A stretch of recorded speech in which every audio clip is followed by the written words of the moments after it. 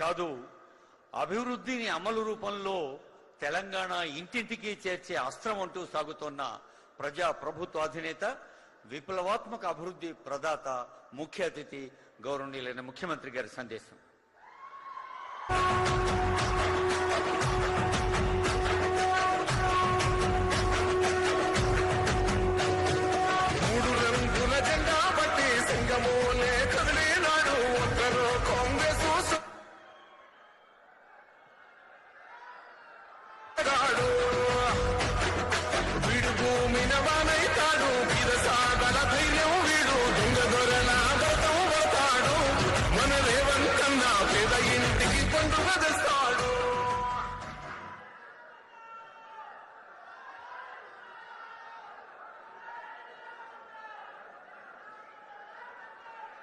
అందరికీ నమస్కారం. మిత్రులారా, ఈనాడు వ్యవసాయ మార్కెటింగ్ శాఖ మంత్రిత్వ శాఖలో కోహెడా ఇంటిగ్రేటెడ్ ఫ్రూట్ మార్కెట్ పనుల ప్రారంభోత్సవ కార్యక్రమాన్ని ఏర్పాటు చేసి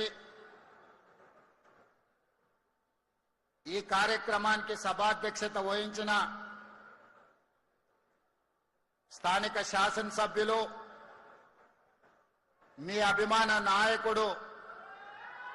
మల్రెడ్డి రంగారెడ్డి గారి అధ్యక్షతన ఈ కార్యక్రమాన్ని ఏర్పాటు చేసి నాతో పాటు ఈ కార్యక్రమంలో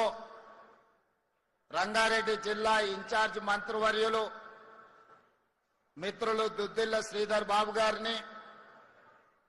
వ్యవసాయ మరియు మార్కెటింగ్ శాఖ మంత్రివర్యులు పెద్దలు తుమ్మల నాగేశ్వరరావు గారిని, అదేవిధంగా రెవెన్యూ హౌసింగ్ శాఖ మంత్రివర్యులు మిత్రులు పొంగులేటి శ్రీనివాసరెడ్డి గారిని, స్థానిక పార్లమెంట్ సభ్యులు చామల కిరణ్ రెడ్డి గారిని, శాసన మండలి చీఫ్ విప్ మిత్రులు మాజీ మంత్రివర్యులు పట్నం మహేందర్ రెడ్డి గారిని, అదేవిధంగా రాజ్యసభ సభ్యులు వేం నరేందర్ రెడ్డి గారిని, ప్రభుత్వ సలహాదారులు హరకర వేణుగోపాలరావు గారిని, అదేవిధంగా షాద్నగర్ శాసనసభ్యులు ఈర్లపల్లి శంకర్ గారిని, కల్వకుర్తి శాసనసభ్యులు కసిరెడ్డి నారాయణ రెడ్డి గారిని, జూబ్లీహిల్స్ శాసనసభ్యులు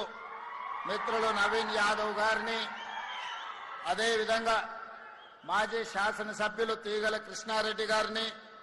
మాజీ శాసనసభ్యులు సుధీర్ రెడ్డి గారిని, వివిధ కార్పొరేషన్ల చైర్మన్లు, వివిధ హోదాలలో ఉన్న ప్రభుత్వ ప్రతినిధులు, రెవెన్యూ శాఖ మరియు వ్యవసాయ శాఖకు సంబంధించిన అధికారులు, ప్రాణ సమానులైన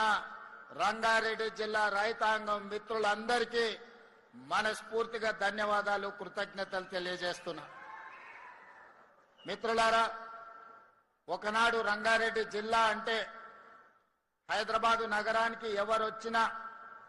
ఏ జిల్లా నుంచి వచ్చినా, ఏ రాష్ట్రం నుంచి వచ్చినా, ఏ దేశం నుంచి వచ్చినా వాళ్ళకు పాలు కావాలన్నా, పండ్లు కావాలన్నా, కూరగాయలు కావాలన్నా, చివరికి పాలకూర కొత్తిమీర కావాలన్నా, ఏది కావాలన్నా రంగారెడ్డి జిల్లా ప్రజలే, ఈ రైతులు కష్టపడి సూర్యుడు ఉదయించక ముందే ఇంటి దగ్గర పాలు, పండ్లు, పూలు, కూరగాయలు అన్ని కూడా ఈ జిల్లా రైతాంగం కష్టపడి పండించి ఇంటి దగ్గర ఇచ్చేవాళ్ళు. కాలక్రమేణా ఔటర్ రింగ్ రోడ్ వచ్చింది,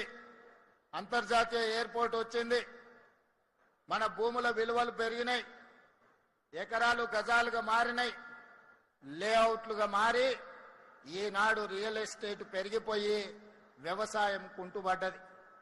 ఒకప్పుడు కల్వకుర్తి నుంచి ఆర్టీసీ బస్సులో హైదరాబాద్ నగరానికి వస్తుంటే ఒక పక్కన కూరగాయలు, మరో పక్కన పాలకూర, మెంతం కూర, లేకపోతే కొత్తిమీర లాంటి తట్టలల్ల బుట్టలల్ల చాలా మంది రైతులు బస్ ఎక్కేటోళ్ళు. ఇదే కాదు, ఒక పక్కన చూస్తే గ్రేప్ గార్డెన్స్ కనిపించేటివి. ఎన్ని రకాల పండ్లు, పాలు, కూరగాయలు, పూలు ఉన్నాయో అవన్నీ కూడా రంగారెడ్డి జిల్లా రైతాంగం ఉత్పత్తి చేసి నగర ప్రజల యొక్క అవసరాలు తీర్చేది. కాలం మారింది, అవసరాలు